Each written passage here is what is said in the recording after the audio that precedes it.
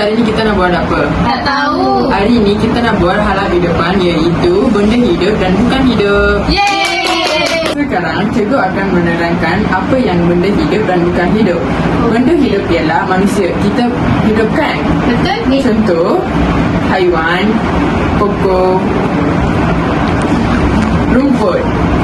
Benda yang bukan hidup ialah batu, pagar, kayu. Itu je. Sekarang cikgu akan sebutkan nama haiwan. Ni haiwan apa? Pada air. Ya, betul. Yang ni Harimau kubang. ya, betul. Yang ni Singa. betul. Yang ni Tak tahu. Yang ni gajah. Yang ni Tak tahu cikgu. Yang ni rusa Asina. Yang ni Zirafah. ya, betul. Sekarang cikgu akan tanya apa yang benda hidup dan bukan hidup kepada adik-adik. Baik cikgu. Okey. Okay, sekarang Asina. Asina, apa yang benda hidup? Haiwan. Ya, betul.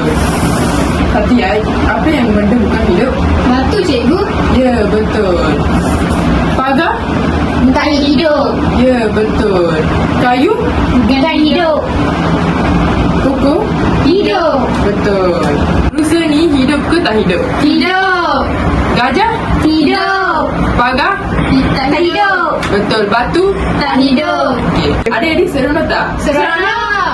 Itu sahaja untuk hari ini. Terima kasih. Bye.